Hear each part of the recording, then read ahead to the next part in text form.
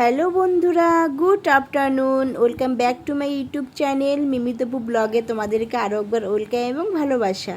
তো তোমরা কেমন আছো? নিশ্চয়ই তোমরা ভালো আছো, আর আমিও খুব ভালো আছি। তো দেখো বন্ধুরা, আমি মায়ের সাথে এসেছি ওই আলমারির দোকানে। তো এখান থেকে সেদিন আগের ব্লগে তো তোমরা দেখেছো যে আমি আর মা এসে জয়ন্তদার জন্য গিফট দেখে গেছিলাম। তো আজকে আমরা গিফট নিয়ে যাব বাড়িতে। তো আমিও নিব আর মাও নেবে, এই জন্য আমরা একটু বেরিয়েছি, মা আমি আর আমার মাম্মা। তো দেখো আমরা এখানে গিফটের দোকানে বসে ওয়েট করছিলাম, আর কি যেন একটা বলছিলাম। তো এখনও দোকানের মালিক যিনি উনি এখনও আসেনি, তো তাই। আর এখানে বসে দেখো আমার মাম্মা প্যারা মাখা খাচ্ছিলো, তো আমিও একটু খাচ্ছিলাম। আর এই ভিডিওটা আমার আগেই শেয়ার করা দরকার ছিল, কিন্তু আমার পেন্ডিংয়ে ছিল ভিডিওটা, তাই আজকে করছি। তো আর দেখো এখন মা খাচ্ছে, এখানে মাও পেয়ারা মাখা খাচ্ছিলো, সবাই মিলে পেয়ারা মাখাই খেয়েছি।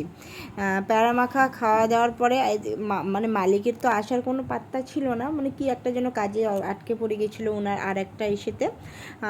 তো এখানে দেখো পেয়ারা মাখা খাওয়ার পরে আর এখন খাচ্ছি আমরা আইসক্রিম। মাম্মা আইসক্রিম খাবে, মাম্মাকে একটা আইসক্রিম কিনে দিলাম। আর এখন দেখো আমরা চলে এসেছি ওখানে সব কাজকর্ম সেরে, মানে সব কিছু পয়সা টয়সা দিয়ে, আর এখন এসেছি সোনার দোকানে। এখান থেকে একটা আমি গিফট কিনবো, সোনার কিছু কিনবো।